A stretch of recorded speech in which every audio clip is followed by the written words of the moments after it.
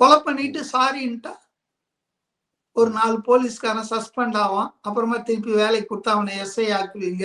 அதானே நடந்திருக்குது.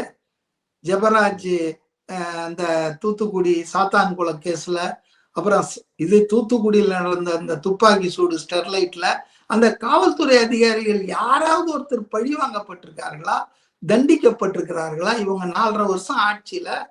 ஆக இன்னைக்கு வந்துங்க அது அம்பலமாயிருக்கு. அதுதான் விஷயம், வேற ஒண்ணும் இல்ல. இது ஒரு நல்ல மூவ்ங்க, brilliant move by mister Vijay அப்படிதான் நான் பாக்குறேன்.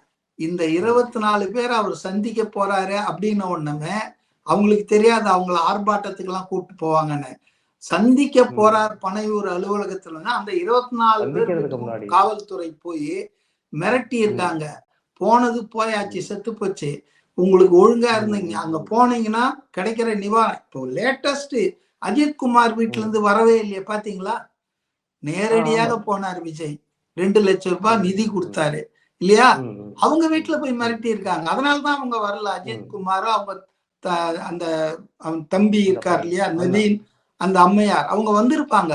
அவங்கள காவல்துறை, அதாவதுங்க ரொம்ப நீசத்தனம் இதெல்லாம் வந்துங்க, லோ லெவல் பாலிடிக்ஸ். உங்க போலீஸ, உங்க அதிகாரத்தை மக்களை ஒடுக்குவதற்கும் பயமுறுத்துவதற்கும் அடக்குவதற்கும் பயன்படுத்துறதுக்கு பதிலா சட்டம் ஒழுங்கை சீர் செய்யறதுக்கு பயன்படுத்தலாம் ஸ்டாலின். அதான் என்னுடைய கேள்வி.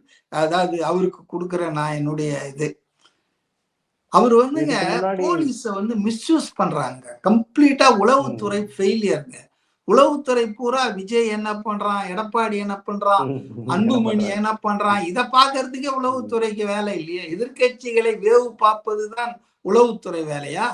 போதை மருந்து கடுத்துறவன், சாராயம் விற்கிறவன் அவன்லாம் காலியா இருக்கான். அதனாலதான் கள்ளச்சாராயம் போதை இத கலாச்சாரம் பரவிட்டு இருக்கு.